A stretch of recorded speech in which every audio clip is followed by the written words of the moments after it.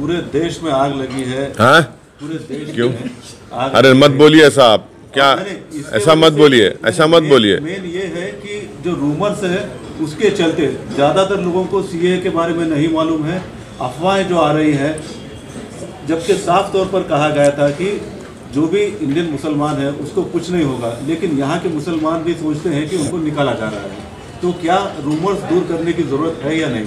सरकार ये क्यों नहीं कह देती कि आसाम में जो एनआरसी हुआ है, जो 5,40,000 जो बंगाली हिंदू हैं, आप उनको सिटीजनशिप दे रहे हैं सीएए के जरिए, और जो 5 लाख मुसलमान हैं उनको नहीं देंगे आसाम में आप? ये रूमर है, सच्चाई है? सरकार बताए।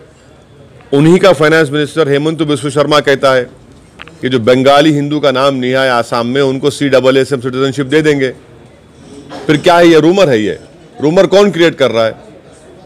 आप कंफ्यूजन क्रिएट कर रहे हैं, आप डिस्क्रिमिनेशन कर रहे हैं, आप मजहब के नाम पर कानून बनाते हैं और फिर आप बोलते हैं, शिकायत कर भी करते हैं। गलती आप करते हैं और पूरा माहौल आप बनाते हैं। लेकिन जिस प्रकार से आग लग रही है सभी जगह पूरे स्टेट्स में, तो क्या आप एक देना चाहेंगे? आप गलत कह रहे हैं।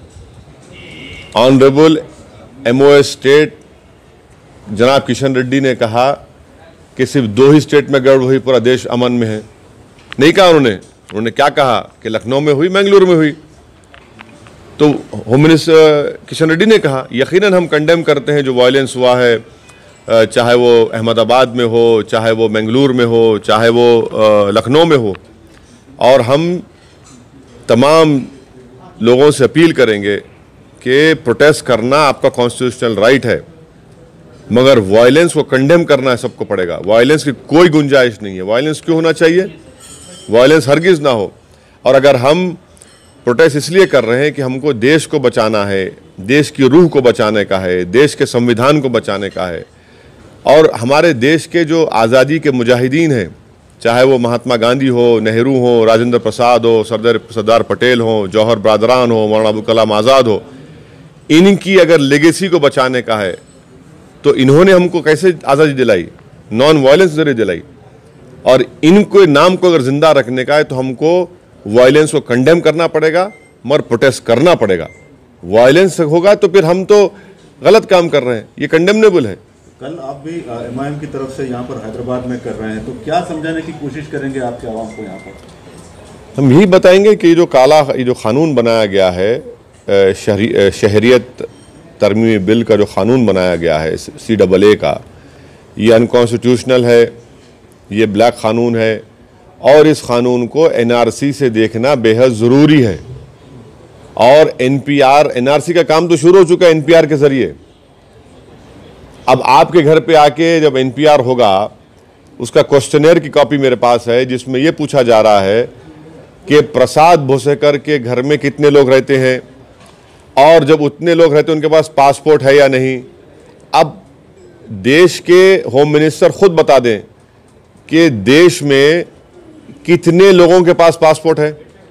4%, 10%, 15%। NPR के जरिए क्या करेंगे आप उनको डाउटफुल में डाल देंगे। फिर जब NRC होगा तो और उसमें तमाशा हो जाएगा।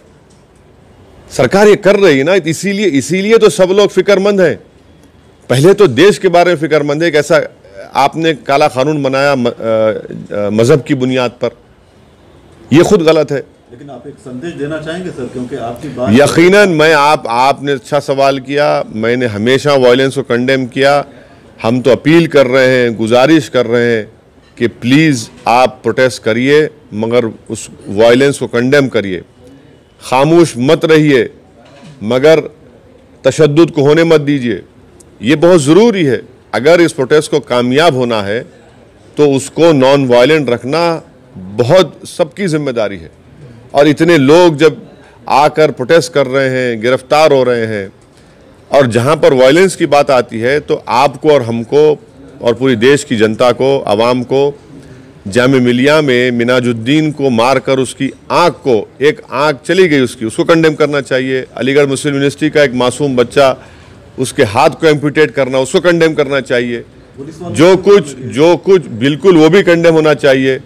जो कुछ जामिया में लाइब्रेरी में अंदर घुसकर टीयर गैस फेंका गया उसको कंडेम होना चाहिए, बच्चियों के हॉस्टल में घुसकर उनसे बदतमीजी की गई उसको कंडेम करना चाहिए, हर वायलेंस को कंडेम करना चाहिए।